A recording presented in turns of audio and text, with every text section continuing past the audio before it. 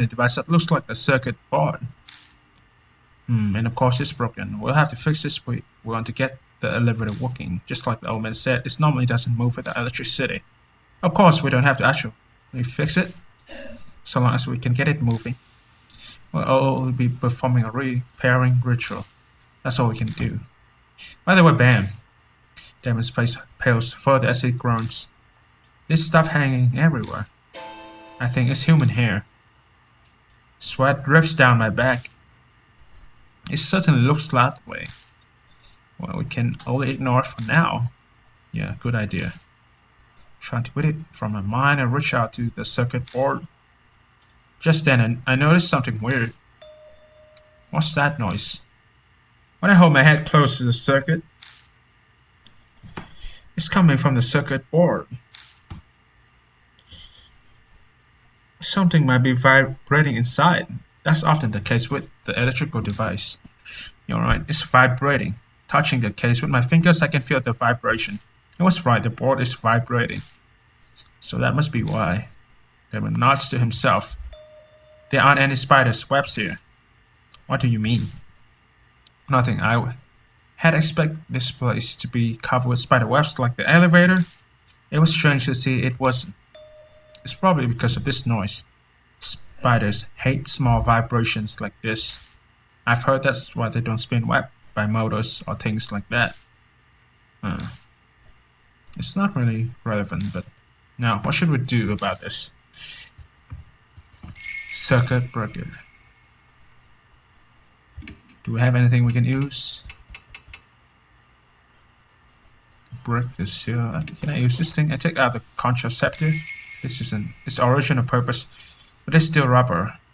If I stretch it, it still should work like a rubber band. I stretch the contraceptive with both hands and hook it on the switch. It takes more strain than I expected. I managed to connect the ends and fix the switch in place. You're pretty imaginative. I used the contraceptive to repair the circuit breaker. Nice.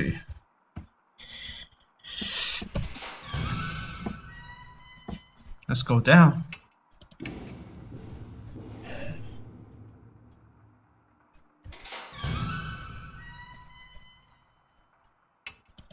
I'm going down to the first floor here. We have this power box right here, another one. It's a damaged circuit breaker. Copper bar is broken. That's the only place that is obviously damaged. I try moving the switch, it doesn't seem to be anything wrong with it. What else do we have? Maybe you can use a spoon here. Place it on the bar. Metal conducts electricity, right? I see, so electricity will be able to pass through that. Yeah, I'm not sure it will actually work though. It might be enough for what we're trying to accomplish right now. I force the spoon behind the copper bar, and it sticks in place rather nicely. I use the spoon to repair the circuit breaker.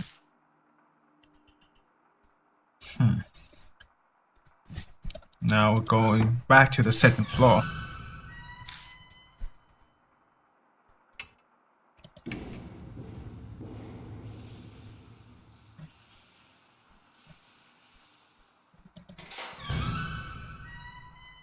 What the hell am I doing? Never mind. I just want to get inside the elevator. Maybe I should not use the goddamn mouse. I'm going to press the keyboard here, the up button to go in. Then I'm going to save the game. And I'm going to fix this thing right here. What's this? A tube of ice liner so as a moisturizing cream beside. It can be used on machine to prevent rusting. Ah, there we go.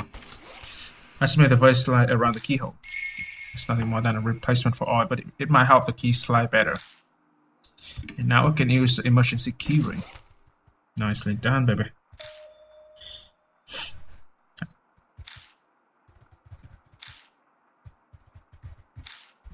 Something clicks then. Whoa. We have fixed the elevator. The elevator automatically moved to the first floor. Damon groans as he wipes sweat off his face. I can't believe it. It actually moved. Wait a second. On the one who suggests we do a ritual. I suppose so. Still, I'm shocked. But now, finally. Yeah. We might be able to go above the 3rd floor. Exactly. I wonder what we will find.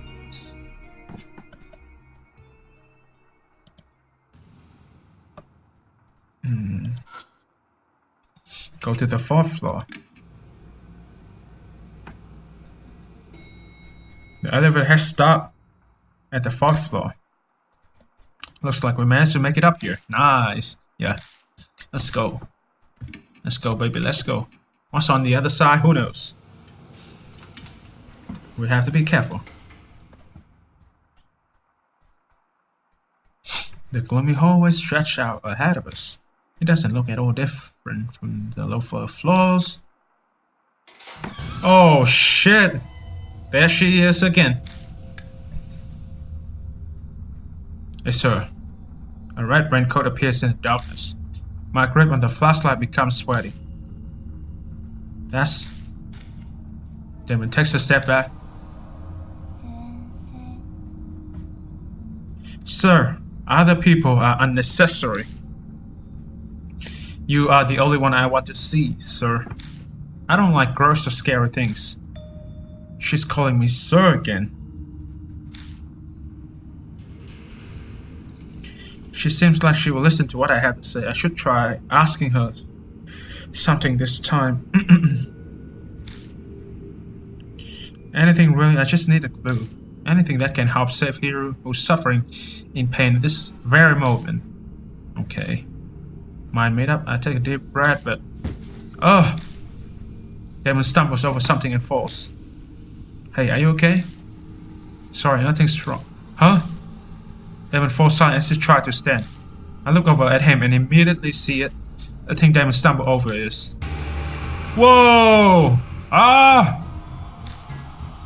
Damon instinctively scrambles back. What is that? That is Banshee. Something that looks like a giant cocoon is sticking to the floor. I can see a scarf and her head entangled in the glittering thread. That look familiar. No, it cannot be. Banshee! Oh man, you're kidding! Banshee, can you hear me? Please say something. I hear a muffled voice from the cocoon. It's alive. Uh-oh. Whoa! Spiders! I quickly move to shoot them away, but I see a red figure out of the corner of my eye. Go! Run! Damon's so panicky is unintelligible, but I know what's trying to say. Escaping to the elevator is our only choice. Go, go, go! Together we rip Banshee up off the floor. Carrying him like a log, we stumble to the elevator. We fall into the elevator. I repeatedly slam the button for the 1st floor. Banshee, can you hear me? Damon tries to give Banshee medical treatment. Damn it, he's no longer responding. His body's going rigid. As Damon focuses on helping Banshee, I see something black squirming by his shoulder. Oh, Damon! Huh? Ah! I blink and suddenly the entire elevator is filled with wriggling shadows. They come in one after another. Oh, fuck, fuck, fuck! What should we do now? A swamp spider smash them and find their source.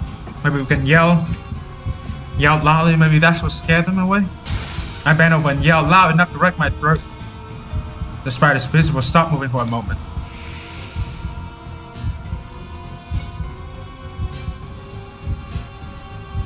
They're still coming. We need something stronger. Stronger. Use a mini massager? Kick the elevator, yell loudly? No. Yelling loudly now will not help. I take the massager out of my bag, press it against the wall, turn it on. A growling vibration runs through the walls. Yep, the massager, you know? Those goddamn spiders, they hate the vibrations. So that massager, it will keep on doing the small vibrations, which will piss off those spiders and they will go away. The spiders suddenly start acting strangely.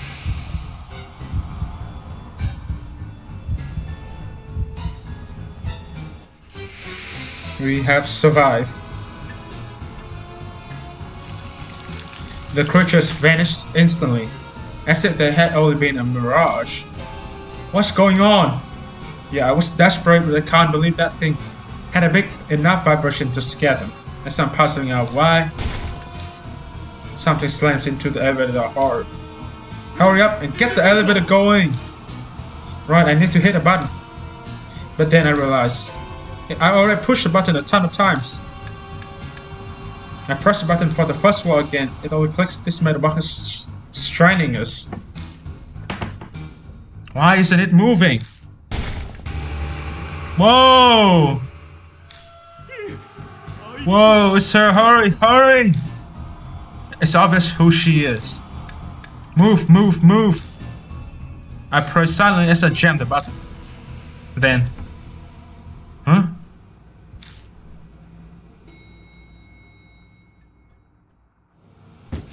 We stumble out of the elevator without checking to see why we have stopped. Oh, we're back at the first floor again. We're in the first floor lobby. How? How did that happen? Did we escape? Yeah. For whatever reason, the elevator decided to move at the very last second. I doubt my praying actually worked, but I'm not sure what happened, but I think we're safe. I breathe a sigh of relief, and a figure appears in the gloom. Oh, Ada! Why were you guys in there? Ada? You're both covered in sweat. Did something happen? Of course something. Wait, Ada, did you call the elevator down here? What? Yeah, I mean, it looked like it worked, so there was something wrong. Ada holds himself back timidly. It sounds like he thinks I'm mad at him. Damon suddenly steps up to him. Then suddenly gives him a hug. Thank you, Ada. Well done. If you hadn't been here, we would have... True, you couldn't ask for a better time. I can't be more grateful that Susie contact Ada. What's most important right now? Oh, that's right. He needs emergency treatment. Come help me with him, Ada. Okay. Completely clueless, Ada helps us drag the white lamp out of the elevator. What is this creepy thing? I hesitate for a moment before I reply, but I should know. Banshee Ito, the old man from the underground shop. What? What? Whoa, Ito, don't drop him.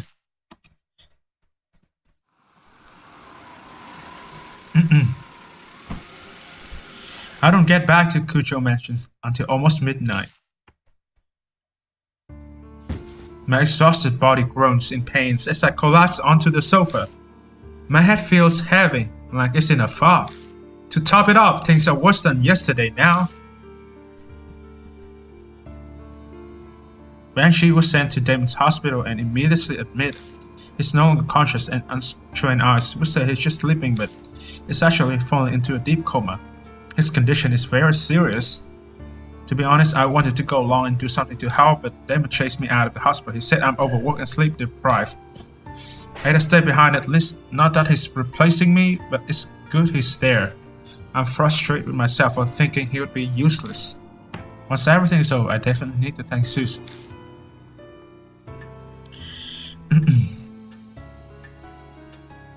First Hero and now Banshee. At this rate, even if I keep investigating, if I don't find any clues, thinking about it makes my stomach hurt. Those two might never recover, and that's just assuming their condition stabilizes. If they get worse, something even more terrible could happen. I put my head in my hands and sigh. The red raincoat flashed in the darkness. What should I do? How do I have to keep investigating tomorrow. Once I finish looking through these documents, I should head straight to bed.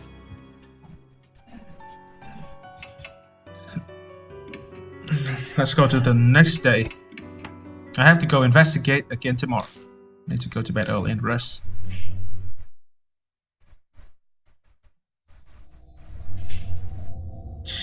Early morning, and I get the worst wake-up call ever.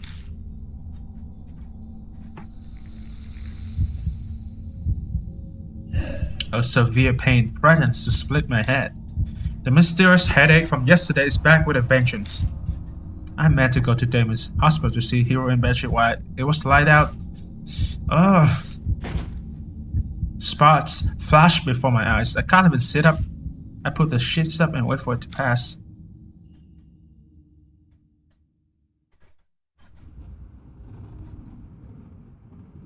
I'm only just able to move by the time the sun is setting. Thunder rumbles in the distance. Sounds like rain again. Great. I press my fingers to my temple to check. The whirlwind of pain has once again disappeared without a trace. I sigh.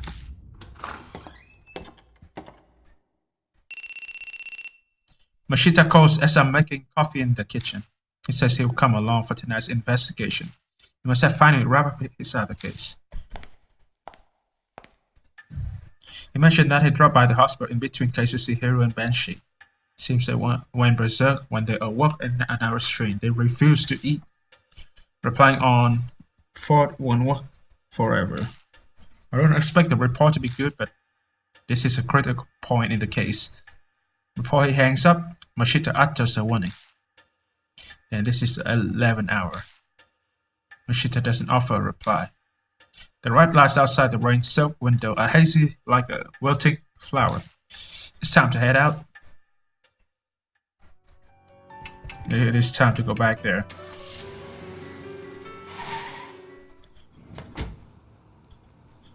I park the car in the parking lot as always and walk over to the street in the rain. I pass down the familiar route to the hotel. You are late. What were you doing? A man in the trench coat cuts an imposing figure on the wet street corner, glittering in lights. You know damn well time is of the essence right now. Damon's prepared for the worst too. He has made arrangements to transfer them. I transfer them? Oh, they must be in pretty bad condition then. And I didn't mention this over the phone, but I met someone at Damon's hospital. I ran into Sho Nagashima. Sho? What was he doing there? Some of his gang hangs out here. Guess we're a hot topic with them. They have seen people in and out of the hotel. Nagashima heard about it and figured they were talking about you and contacted a fortune teller and well, so now Sho knows about the case too. Oh, why didn't she just keep quiet? That old lady hands out business cards to anyone and everyone. It's a real pain. So did you talk to Sho? No, why would I? He could honor me, asking for info on the case, but I drove him out. I suddenly feel uneasy. You didn't say anything unnecessary, did you? Of course not. I just said to stay out grown-up matters. For just a moment, my vision tunnels and the blood vessels in my head drops. Something wrong. No, I'm fine. I'm sure he doesn't want Sho involved either, but he should have considered his words more carefully. I hear footsteps coming up behind me. It cannot be Sho. I raise my head with a sudden sense of dread. Oh, but it's only Moi Watanabe. Thank goodness you're here after all. Good thing I came straight here. I got the results you asked me for.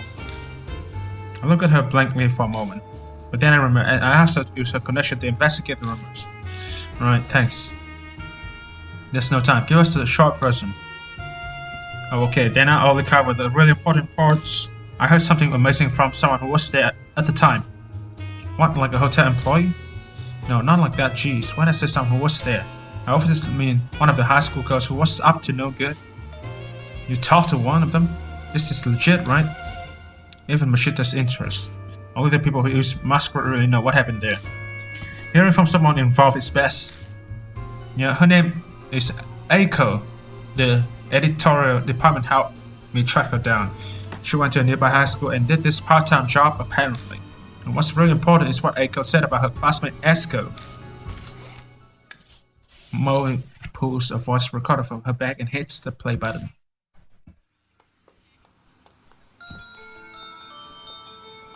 Yeah, a friend introduced me to a part-time job. It was whimsical. I mean, I just did it on a whim. Yeah, so we're supposed to meet at that hotel masquerade. And there's a system there where someone introduced us to the customers. We got a lot of money from it, so everyone was dying to get higher. But one day there was like an incident. Someone at school found out about the job. Some goody two-shoes class rep, Esko, said she was gonna tell her teacher Namura. Everyone freaked and apologized to her, saying that it would stop. She wouldn't listen. If our parents found out, it would be the worst thing ever. We begged, but she didn't budge. In the end, she left class saying she was going to go to the police with Namura. Yeah, so they decided to kill her, right? To shut her up. Man, if you're going to tell someone, you should do it before telling them. Otherwise, there's no way you are going to be safe from those, those people. They want to save their secrets. They don't give a flying fuck about you at all. They want to save their skins, their lives first. Your lives doesn't matter, don't matter to them. We were totally freaking out, so I went to the hotel that night. I mean, at that point there was no harm in going, haha. But then she was there. Esko was standing in front of the masquerade in the drizzling rain, in a red raincoat. She had said she was going to the police, so who knows why she was at the hotel. But it made us all jump in on match every day after that, except nothing had ever happened. Soon after that, masquerade shut down. I guess they uncovered something. The job. Yeah, I completely quit after that, haha.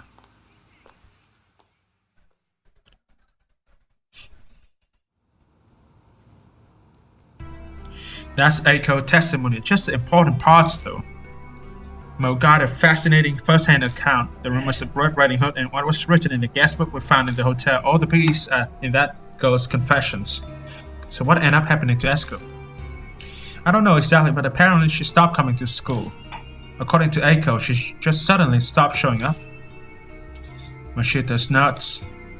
It's too perfect. She was probably just being over dramatic. Especially that part about the red raincoat. Most people use an umbrella when it's raining. That's true. Mashida's right. It's possible that the raincoat was a sign for whoever she was waiting for, but hardly anyone comes down the street. It doesn't really fit. Is that all you have to tell us? Then hurry up and go home. So I really can't come with you. I work really hard, Apparently Mo really wants to come along. I do feel bad. She worked and got us that before just so she could investigate with us. But sorry, but you shouldn't be here. There have already been 2 victims. We cannot get you wrapped up in this too. Oh, okay, I understand. No nuts. I guess she's already over it.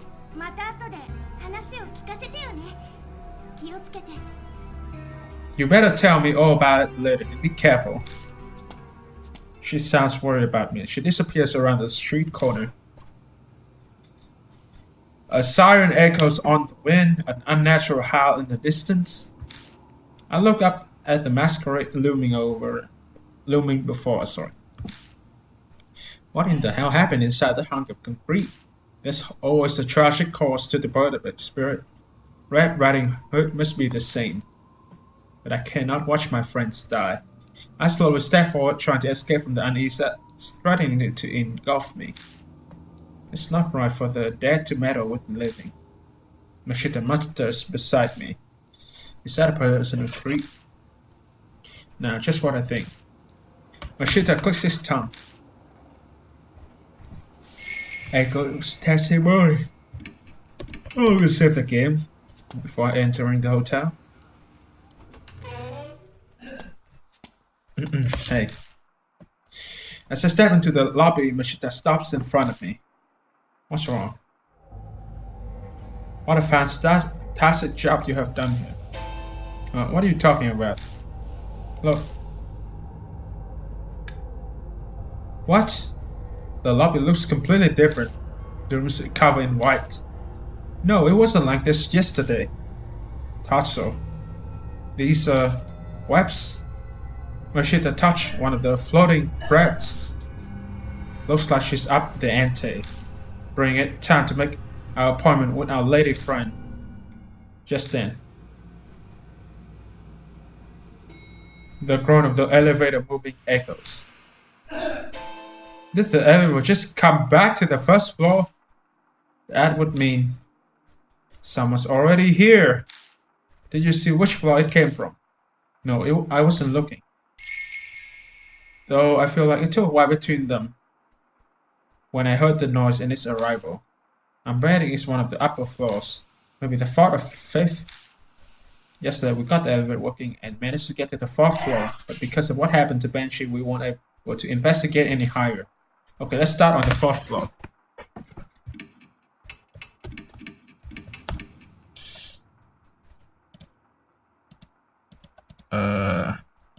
Why can I click on this? Yeah, all I have to do is press left to go into the elevator. Let's search the 4th floor.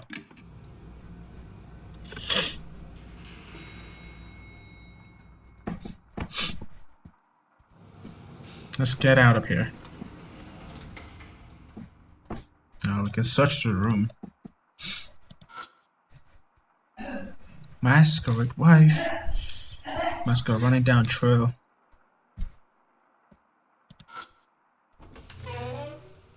Walk inside. Whoa! Holy shit. Now check behind the wire door. There's a folding table on chair stowaway. They're too big to carry around. Mask again. It's a plague doctor mask. I pick the mask up and find a talisman on the floor underneath. Found a worn-out talisman. Okay, we got a soul power. Nice. It's a chest with a face fastened upwards, but this isn't broken. Whatever's inside is probably still intact. We'll open the drawer and find a notebook. Got the mask. Guestbook 401. What's that? A guestbook provided by the hotel. Guests write about their experience in it. I glanced through the pages. This guestbook entries are clearly different from all the other ones. It covers a number of horrifying topics such as devil worship and different kinds of torture. Every page is crammed with stuff like that. It's impossible to tell which ones are delusions and which ones actually took place. The only thing I can say for sure is that it's searching with a twisted, single-minded appetite. I silently hand over the guestbook. Mashita skims through it, then smirks. That's quite a hobby. The handwriting differs by page. This was written by several guests. I find that hard to believe. I sincerely doubt there's so many people in the world who have such a unique hobby. They're like moths drawn to a flame. You wouldn't even know to look at them. The pieces are finally coming together. Seems this hotel offers a special service for its perverted guests. You mean the kind of stuff written in that guest book? Yeah, the kids working that part-time job were probably part of it too. Guarantee their safety and complete confidentiality, of course. After all, the one who saw his soul was probably most nervous about that. Still, these people have quite an imagination. Mashita musters sarcastically as she casually leaves through the pages, and he stops. Hey, this phrase, do you know what it means? The phrase Mashita's pointing to is Joro Gumo's punishment. Joro Gumo, huh? It's a spider monster from Japanese folklore that can shape into a beautiful woman. So you do know about it. Thanks so much for the info, Dom. I know the hint of sarcasm in his voice and read the rest of the pages. Joro Gumo's punishment is a recreation of a certain urban legend. You capture the largest spider you can find, a wild one with the best, sharpen the sacrifice scents with drugs, and use a mouth speculum to keep their mouth open. Whoa! Then throw the spider into the mouth. Oh, that must be what happened to the girl. So that's the reason why we see the spiders coming out from her. God, she has become the spider queen because of those fucking people who use that thing, use that judgment on her. If they manage to swallow it, they're innocent. If they don't, or the spiders escapes, they are guilty. It is a witch trial meant to judge truth from lie. If they get a sacrifice that needs punishing, I would like to try it out immediately. Oh my god, it cannot be that. What's written here was actually... Does someone actually do this? Who knows? Hey, calm down. Take a deep breath. Yeah, it's okay. I'm calm. I doubt Machita believes me. It's obvious that I'm totally rattled. Don't forget, Bam. We can't die here. Of course, I know that. I try to keep my reply as steady as possible, but my hands keep shaking as I put the guest book in my bag. That was fucking creepy. A large air conditioning unit attached to the ceiling stand. Yeah. There's nothing about it. There's nothing underneath. We have checked everything except for the bathroom.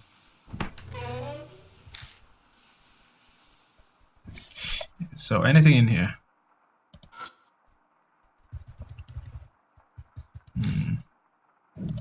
What's in here? It's a trash can with a lid. A water paper falls out. Oh, 1 hour talisman. Okay, nice.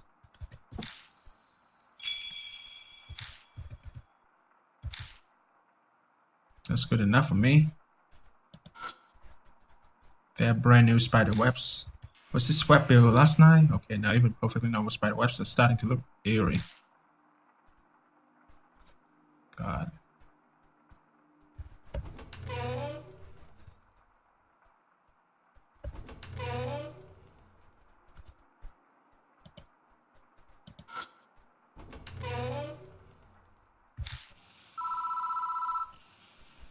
Whoa.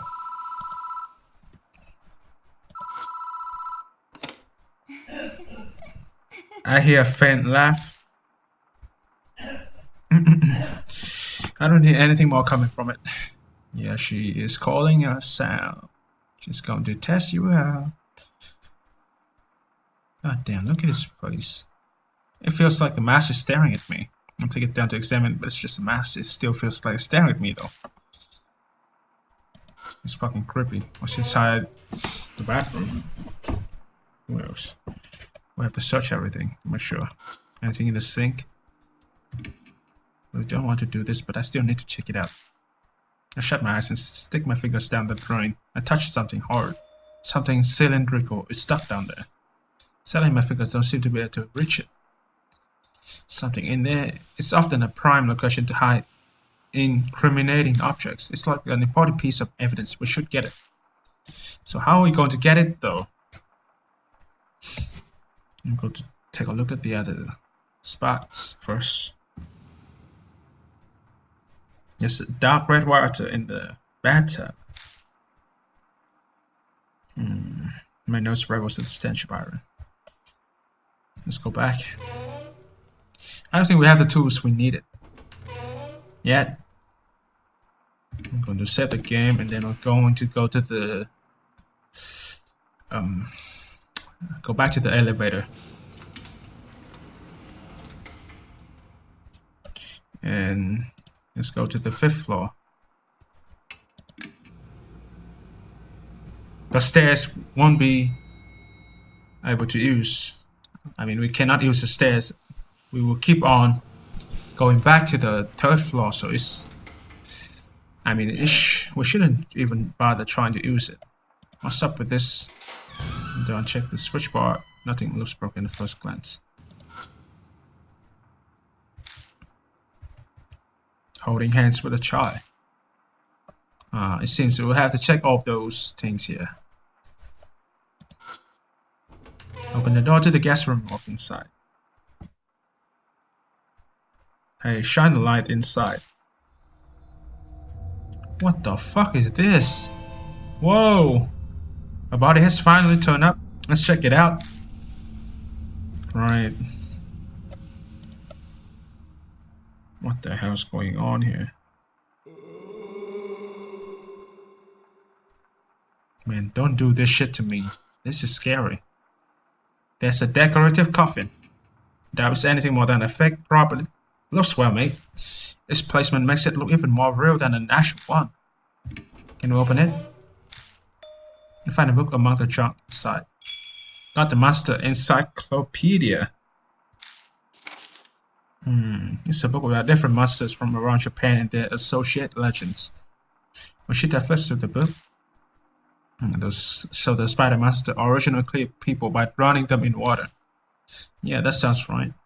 I remember reading a legend like that in one of the books pie on my desk at Cujo Mansions. It usually targets woodcutters or hunters, but they're always safe at the last minute. Every origin has a story like that. Safe? How? They use a tree stump. The spider takes it instead, and the protagonist escape. I don't get it at all. There's no point in complaining about folklore.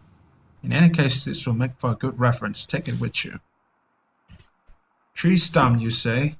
That might help us out. Now, what about this figure here?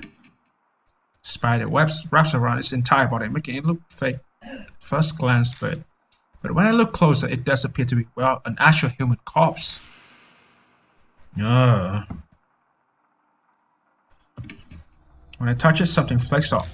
It looks like trace of dry skin. The corpse is almost as a complete skeleton. Small stature, but based on the thickness of the bones, it's like an adult male. Considering how dry out it is, I would say it's been here for at least a year. The problem is the cause of death. Machita meticulously searched the corpse, then finally shakes his head. I just cannot tell. Was he strangled by spider webs? Quit joking around.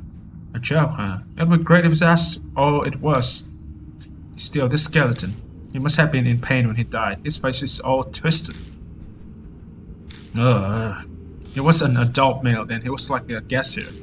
No matter how hard I try to sympathize, I just cannot. Okay, look at this.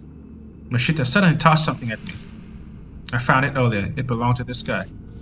It still has some fuel left. Keep it in your bag or something. We got the cheap lighter. When I touch it, something flakes off. Okay, so there's nothing here. What about this? Open the door to the bathroom. Anything inside? There's a storage cabinet beneath the sink. The door is covered with mold. I bet it's because of the humidity. Open the door and rummage around inside. Got the band hanger. What about the trash can? Open the lid of the trash can to look inside. God damn it. There's a large clump of hair inside, as well as some paper waste. Resting the urge to scream, I strode close a little chunk. The trash can back where it was. Fucking hell.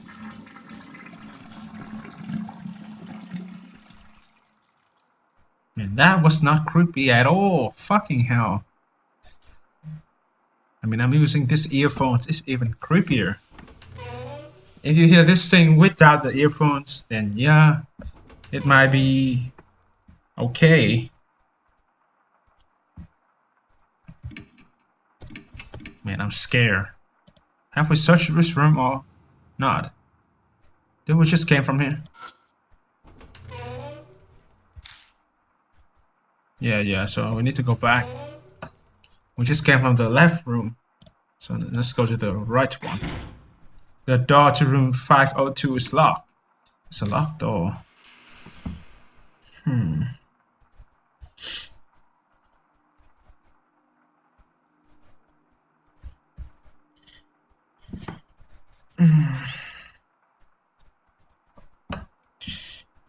If there's nothing here, then I think we need to go back to the 4th floor.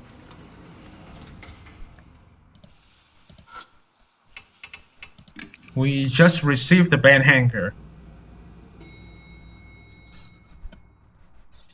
And then there was something inside that sink in this room here, if I'm not mistaken.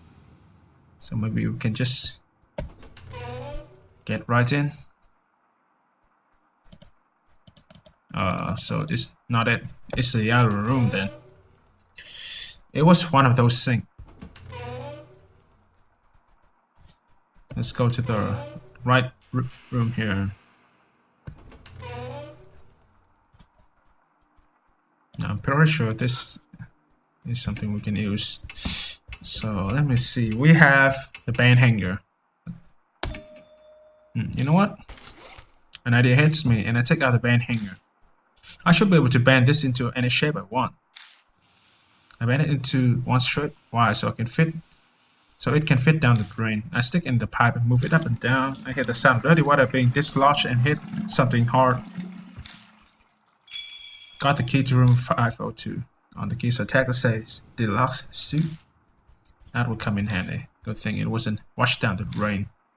Yeah, sticky white threads wrap around this key too. It seems like they stop it from falling all the way down the pipe. Now, with that out of the way, we can go back to the 5th floor.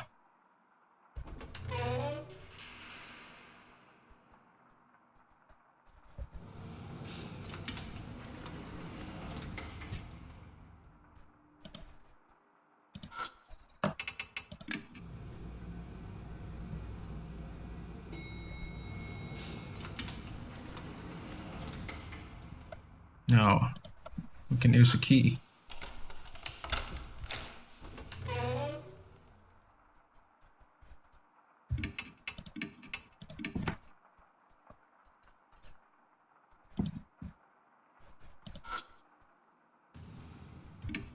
It looks like it was treated pretty roughly. The horse is lying on its side.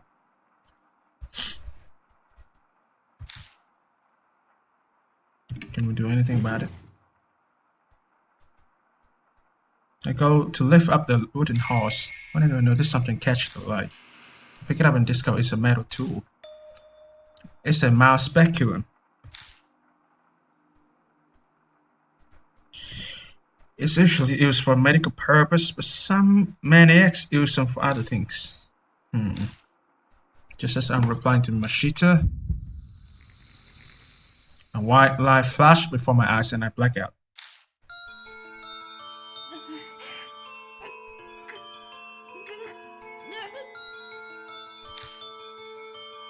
I hear someone sobbing. My eyes should be open, but everything is pitch black. I shake my head desperately and try to look around. Oh, for the love of God. A horrible image flows into my mind. So she was used like this. So that's the reason why. Holy shit. Man, you cannot blame the girl to become a spirit if you're being used like this for money. What's this? A young girl is blindfolded and restrained. Her mouth being forced open with that tool. Her breathing is rare. She must have been given drug of some kind. Let us commence the judgment. A man speaks theatrically behind me. The court has decided to give the accused a fair trial and will judge her crimes. The trial will now begin.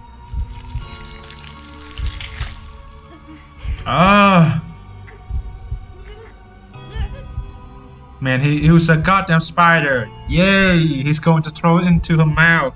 God. I shall put the spider in the accused's mouth. And if it crawls out, she is guilty. If she can swallow it, she is innocent. Upon hearing that, the girl starts jerking around frantically, her movements half-assed.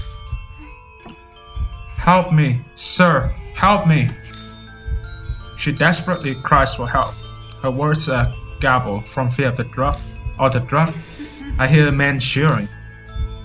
Then a man releases a giant spider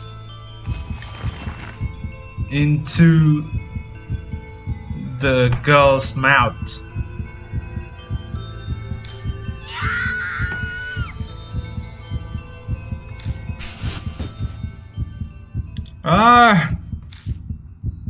Hey, get a hold of yourself.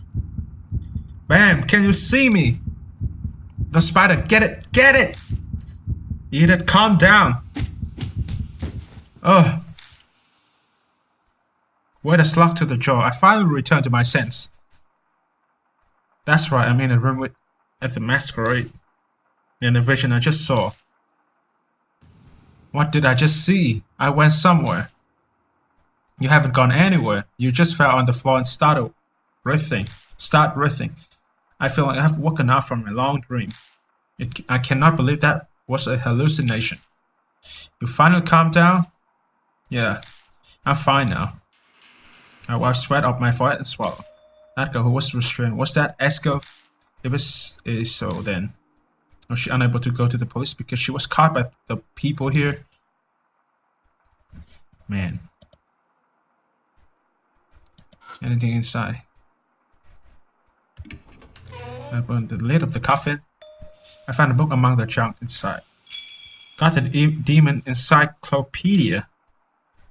The book has pictures of various demons and demonic crests and lists of their characteristics. I guess here we're interested in stuff like that. Now we have the bathroom to check out. Anything inside?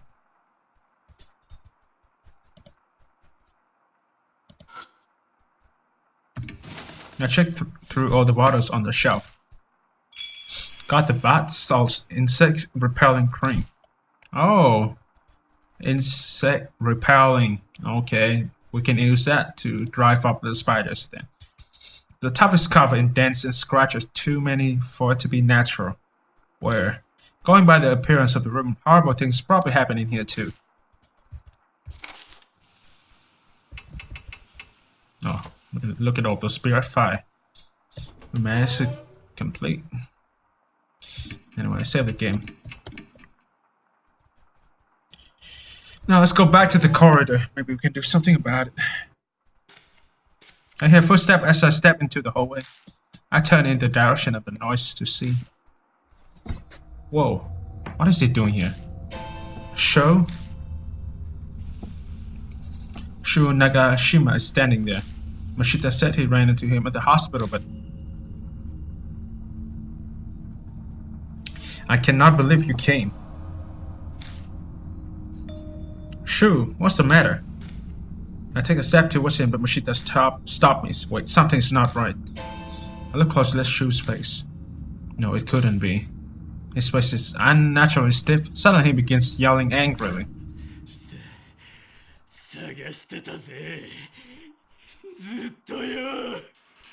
I was looking for you this whole time. He's now possessed.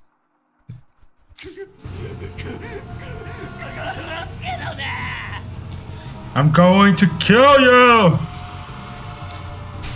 Whoa, he raised a metal bat. He was hiding and moves in to attack. Get back, Bam. Nishita yells, urging me to escape. We're in a hallway with closed walls. What should I do?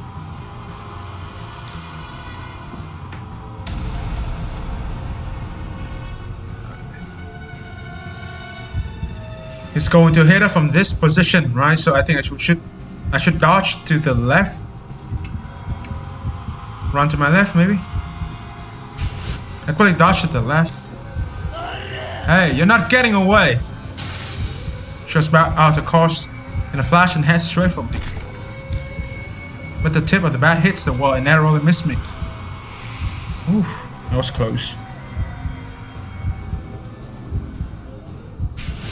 He straightens, only to swing his bat again. Shit! I have my hands full. I was just trying to get away. There's no I'll be able to restrain him. But if she was like Hero and is infected with the same mysterious poison, I have to restrain him or his life is in danger. I can't do this alone. What do I do? Die! Shu's deranged eyes burn a hole in me. We need to draw his attention. Trying to punch the guy or tackle him is madness. He will kill us before we can do anything. Oh! With my chance at 10, no matter what I do, then my only choice is to draw his attention. Huh? Shu hesitates for a moment, confused, but a second later, you dumb idiot, you don't know when to give up, old man. No matter bad flash above his head. Then, you're the idiot.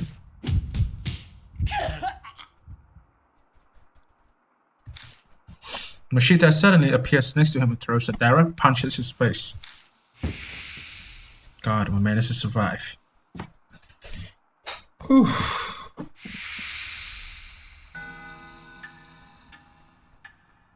Shu tumbles to the ground. As he falls, his bat flies through the air and... God! Unluckily, it collapsed into the side of my head, and I collapsed with a pitiful yelp. Dumbass. Cursing, Mashita quickly grabs Shu's arm and completely restrains him.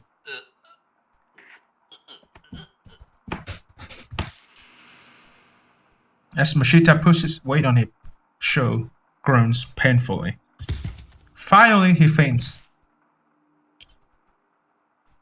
Hey, Bam, you okay? Yeah, just grace me. I sit up and gently shake my head back and forth. Thankfully, everything seems fine. And give me a hand. We need to carry him out of here. It's probably like the others now. We better hurry. To think Sho would end up as the third victim, I managed to make myself stand, but my spirits have dropped down to my feet.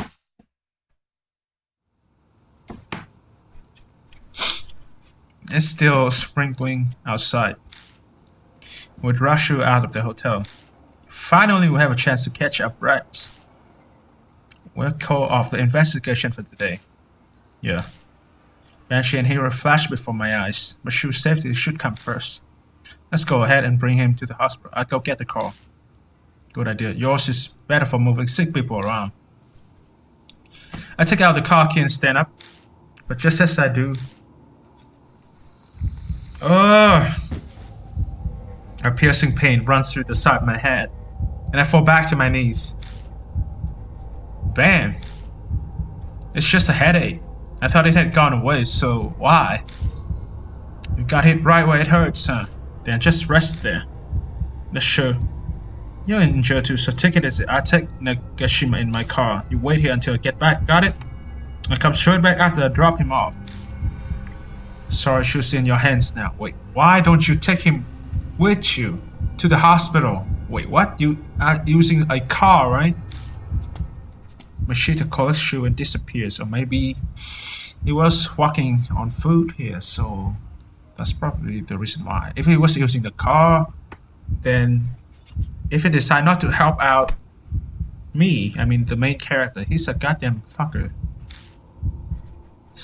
Anyway, the soft patter of rain permeates the area. The sound of the rain seems to make this place even quieter somehow. Then I noticed something. The noise aren't the only thing that's vanished. The pain is gone. The intense headache has faded like it never was. This happened to me twice before. Hold on. Now I'm suspicious. I think back on the times when I had a headache. The first is when I went inside Masquerade with Damon and Banshee. Back then I'm pretty sure I wanted to keep everyone together. But then I had a headache and Banshee up and disappeared. My next headache came from the following morning. I was trying to go see Hero and Banshee, but in the end I was unable to. Then just now, I was going to the hospital with Shu and Mashita. I guess it's the entrance to the masquerade. You are the only one I want to see, sir. That's what the Red Riding Hood said. I get it, Jew. I said the hotel as if I can see through the doors. I feel like I can see a red figure inside. One brand new night, a girl stood there wearing a red raincoat. You're still waiting even now for the one I respect so much. That headache always attacked when I was trying to stick with other people. If I stopped trying to stay by myself, like I am now, then it will vanish like it was never there. I get it. Hero, Banshee, and Nasho. I've got my friends all caught up in this. That's right. It's all my fault again. I come out alone, so do what you will.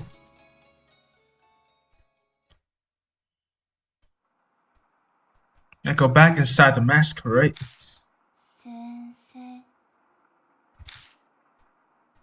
A voice calls from the darkness, as if it was waiting for me.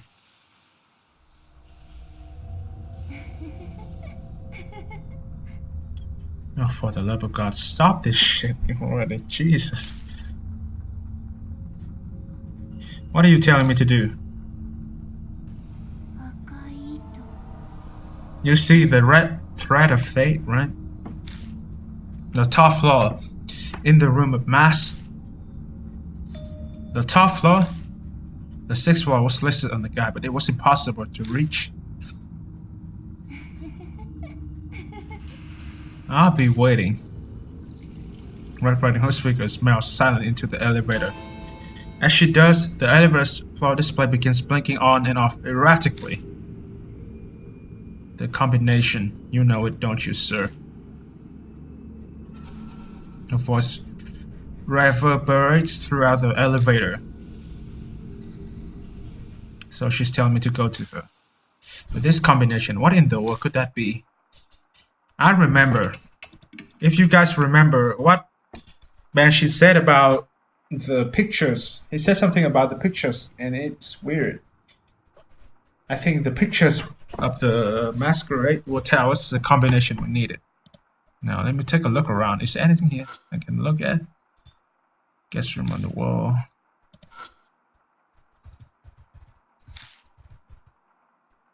Painting is clearly out of place among them. Masquerade wife. It's a picture of a masked woman wearing a wedding gown. So number one is a picture of a woman. Okay, this time I'm going to check out every room here.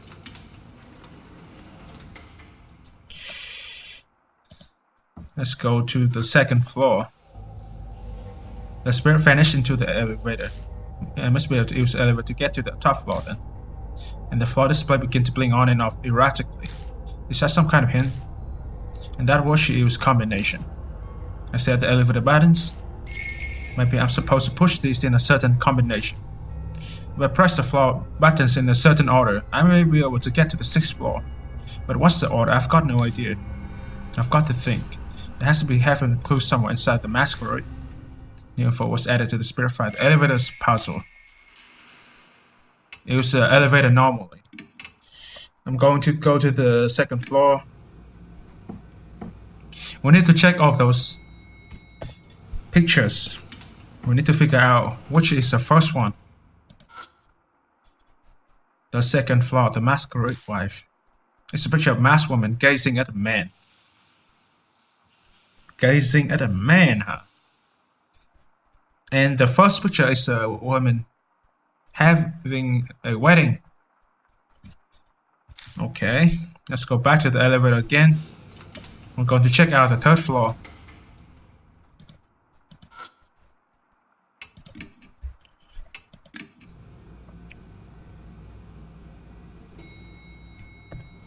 Let's go out.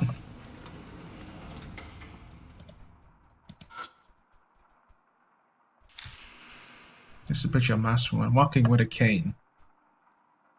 Walking with a cane? Walking with a cane usually means that you are old, right? I mean, you have to use a cane to support your legs. That only happens when you're old. So maybe that might be the last picture. I mean, the last one in the combination. Anyway, we're going to check out the 4th floor again. And then the 5th floor. Once I figure out what we need to do, then going to try out the combination.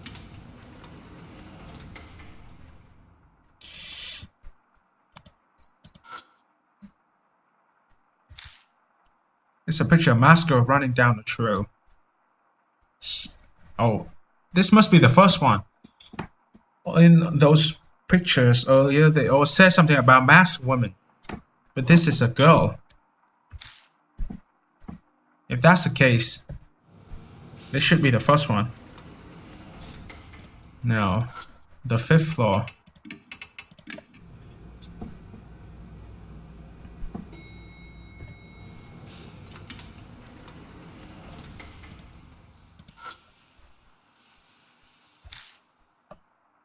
Masked wife holding hands with a child. Okay, I think I have what we need here. I'm going to save the game right here before trying to do the combination. If the combination is correct, then we can do it. Now let me try to remember what we just saw. In the 1st floor, we saw a wedding, right? The 2nd floor is a picture of a woman staring at a man. The 3rd floor is the cane. So that is when the woman got to become older, become really old. The 4th floor was the picture of a girl following a trail. And the 5th floor, the picture was about Man, I need to remember. She has become a wife and is holding hands with her children. So we're going to start with the 4th floor. And push the button for the 4th floor. And then the 2nd one. The 1st one. The 5th one. And then finally, the 3rd floor. That should be correct. And it is. Yep, it is.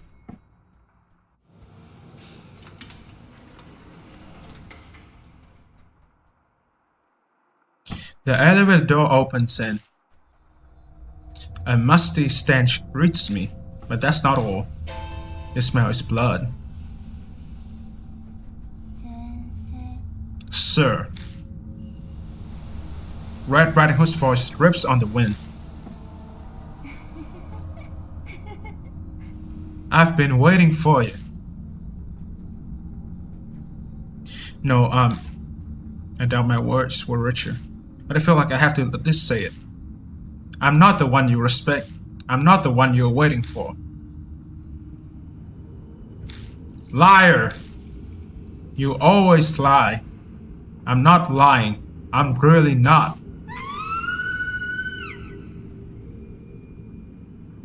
A scream splits the night. It's the same one I heard during the spider torture. Stop this. This won't accomplish anything. That's why this time, I'm going to test you. Tell me the truth.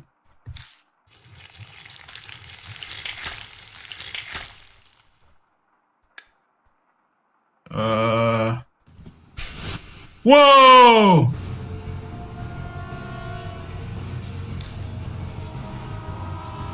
Man.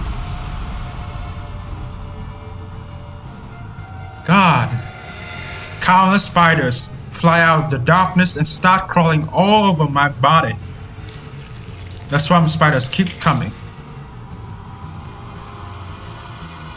Activate the massager.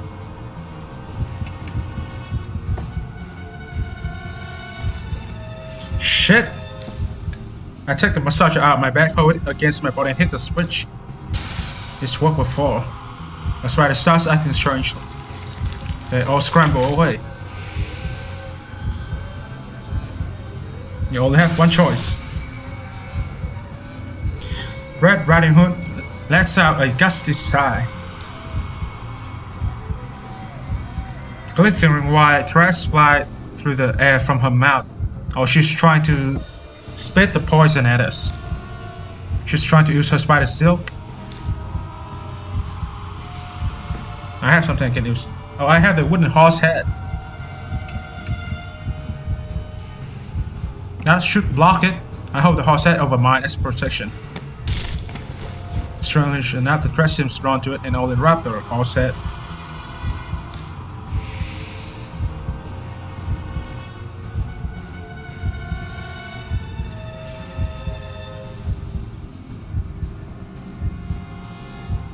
Sir, who is in the wrong? I only did what was right. That's for the law to decide, not you.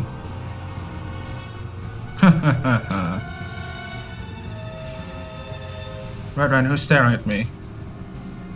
Sir, come with me.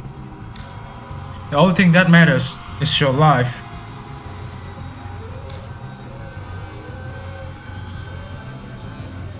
How do you know a person's word?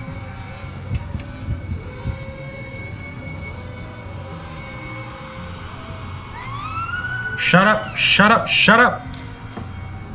Red Riding Hood screams again. Then her maddening eyes glare at me.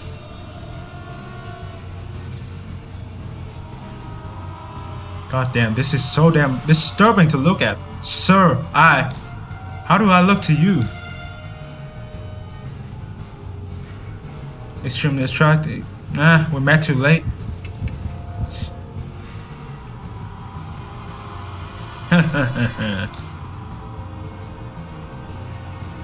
What do you like about me?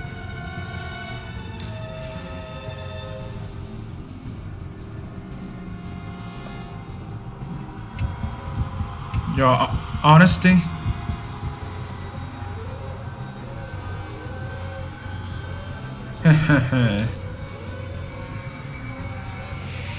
We're safe.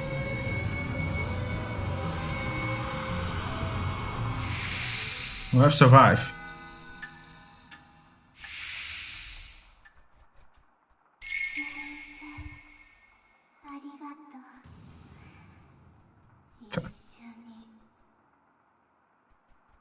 Thank you, sir. Let's. Red Riding Hood figures wave was thin. Whoa! Smashed through the window and off into the night.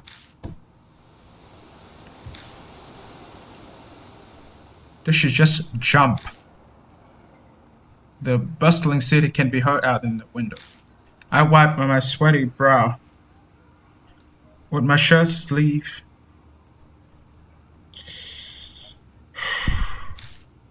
I mean, we made it, but it just feels something touched my cheek. Something's floating in the darkness. A threat. As I follow it with my eyes, I realize that it's wrapped around my wrist. Whoa! Something yanks me towards the window. Oh!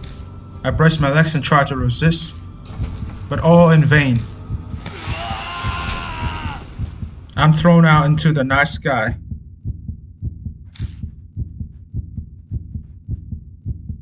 I scream as I plummet. No, I should be rushing to the ground. Just as I give up all hope, a strong jolt makes me look up.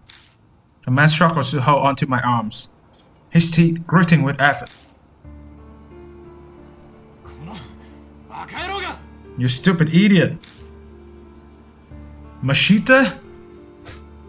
Shut up and give me your other arm. Hurry up, grab onto me. Right.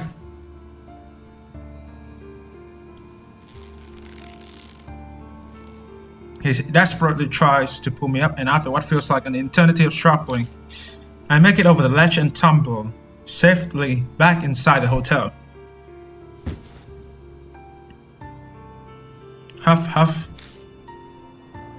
The only sound that can be heard is our gas for breath as we sit in the darkness. Why do you ignore my orders?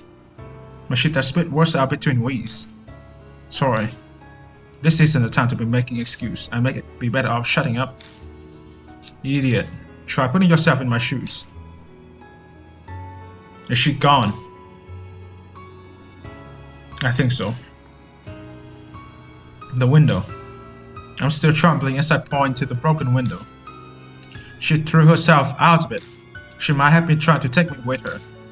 No, not you. That Sir person. Yeah, I suppose you're right. Can you walk? Then let's go. Machita slowly stands and looks at me. Nicely done. That wasn't bad work for an amateur like you. Yeah. I just saved everyone's lives, hopefully.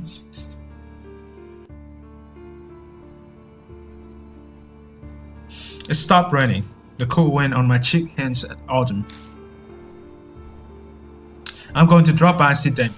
I would like to see how the others are doing. Yeah.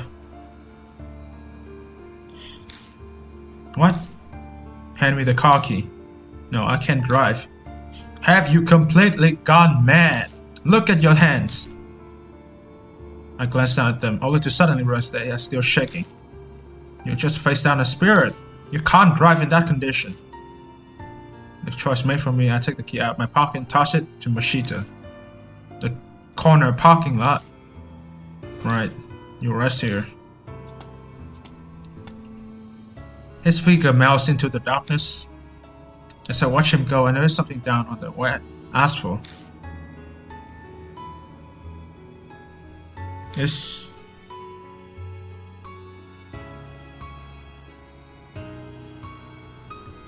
Wow, it's a dead spider.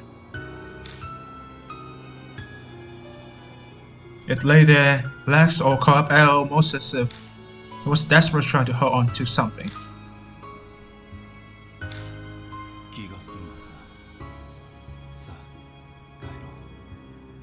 Are you satisfied now? Then let's go home. That must be her. Holy shit. I gently picked the spider up. I wrapped it in my handkerchief and put it in my pocket.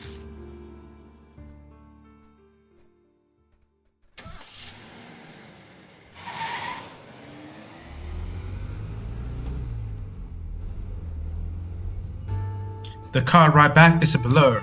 I said and let Mashita's voice wash over me like background radio noise. I remember wondering if Red Riding Hood might have stolen a part of my soul. Before the investigation today, Mo tipped us off on that testimony, remember? That helped me connect the dots. I realized the teacher was wrapped up in the case. A teacher from a school near the hotel was arrested for breaking the law. What does that have to do with anything? There was an odd part in Eiko's testimony. They were scared they would be reported, but nothing ever happened. In other words, Esko never went to the police after tattling to the teacher. Or maybe more, she couldn't go. I frowned as I tried to put the pieces together. I think I'm too spaced out as it's not making sense. Why are you wondering like that? The teacher is in this with the fucking guy in the hotel. That's the reason why he got arrested. God, and that's the reason why he... Oh my god. You would never make it as a detective. Can't you just drop that? I don't plan on becoming one anyway. There's only one possible answer. This person Esko trusts so deeply was one of Masquerade's customers. Yep. What? I feel like I've been hit up the side of the head, and not with a pillow, more like a lead pipe. I mean, I understand that he's just faced with a spirit, but that is common sense. I mean, the guy even told you about the teacher. Got arrested in the school near the goddamn hotel. Are you fucking serious? The one she sought salvation from ended up being a criminal. The definition of ironic. Mashita glanced out the window and chuckles dryly. The bitter sound fits both our moods. It was the teacher and Mura, the one mentioned in Eiko's testimony. I saw a photo of him. He was thin, tall, the type popular with students. Well, I suppose. He glanced back at me through the mirror. You might say he wasn't too unlike you. Mashita suddenly tossed a fire at me. Those are the research results. Look them over if you want to know more. Results? I flipped through the thick bundle of paper. They're a set of very well organized documents. It would have taken a lot of time to gather this amount of information. Then it hits me. Wait a second. Mashita just said that he connected the dots with the help of Mo's testimony, which means he knew all of this before we start our investigation tonight. You knew everything. I just said I put it all together when I heard the testimony. But I decided not to tell you just in case. Why? If I had known I could have... What would you have done? His tone turns mocking as he laughs. You would have just sympathized so much and let down your guard. You should be grateful I didn't.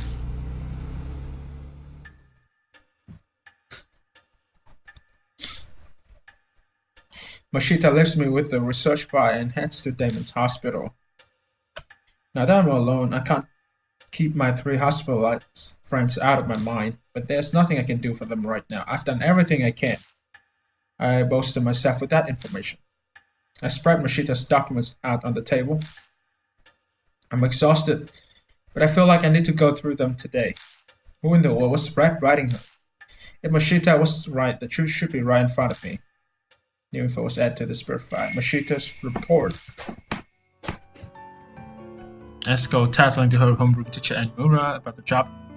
It was started at all, and Mura's proposed to Esko that they gather evidence first, and they arranged to meet at Masquerade that night. But the only thing waiting for Esko there was the utter betrayal by the teacher she was in love with.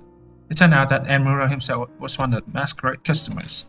No one knows what exactly happened to her. She was found wandering the streets and had Red Raincoat immediately admitted to her facility. Unfortunately, her mental state was too far gone already, and she committed suicide by throwing herself from a 6th floor window of the hospital. The night she died was cold and rainy, just like today. The report has info on Enmura as well. When he was arrested for other illegal activities, he ended up testifying about the masquerade as well. Having your partner wear all red was code that you were planning to use the deluxe suite of the hotel. That could be the reason Esco wore that red raincoat that night, not long after that trial. Enmura apparently hung himself in jail. Okay.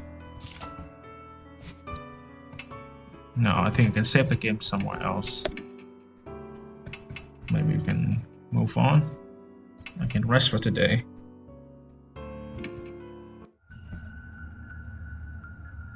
Chapter 6, Little Red Riding Hood, End. And so the case surrounding Masquerade quietly comes to a close, leaving an invisible scar on the dark street. The lives lost there will never return, and neither will their trampled dignity. The only thing that saves that disaster is that my friends survived. Hiru, Banshee, and Shu all regained consciousness after that. They got out of it with no lasting symptoms, and I recovered enough to go back to their lives. Then would conclude that the affliction inhibited the soul, very much like the mark. In that case, maybe Red Riding Hood was finally released from that horrible nightmare. Just like the spirits that gave people the mark. If anything good came out because of this case, then that would be it.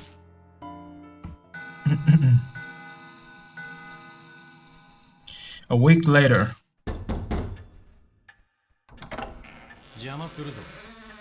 I'm coming in.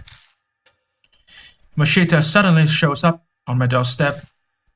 Before I even open my mouth, he pulls out an envelope and tosses it on the table. I'm here to deliver. This is your reward. Take it and get out of here. I didn't do it because I wanted a reward. How should I know? The client asked me to do this, that's all. I did my job and handed it over. The rest is in your hands. Damn, what a pain.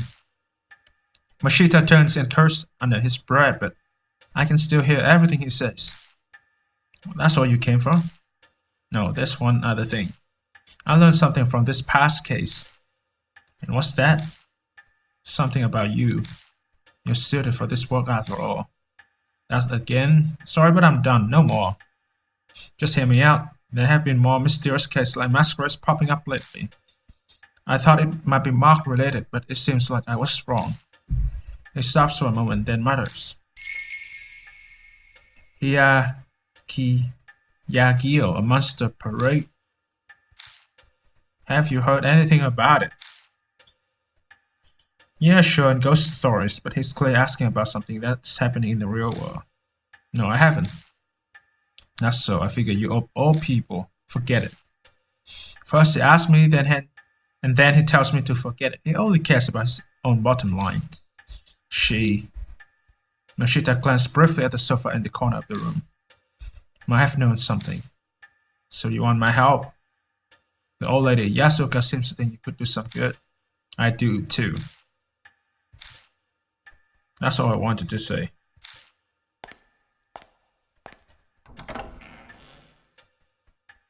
No, wait, I have one last bit of advice.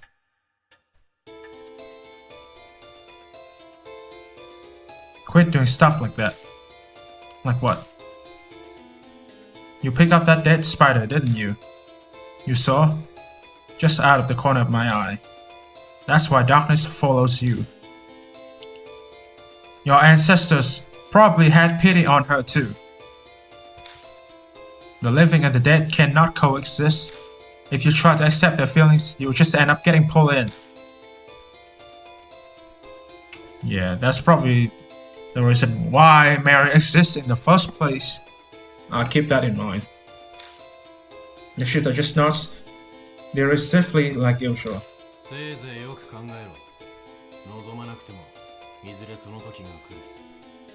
Give it some thought. Even if you don't want it, the time may come one day. He leaves, closing the door behind him. That marks the end of the case and the end of one chapter in my story. But someday in the future, I can't help but think that door will be thrown open again. And that is the end of Denmark.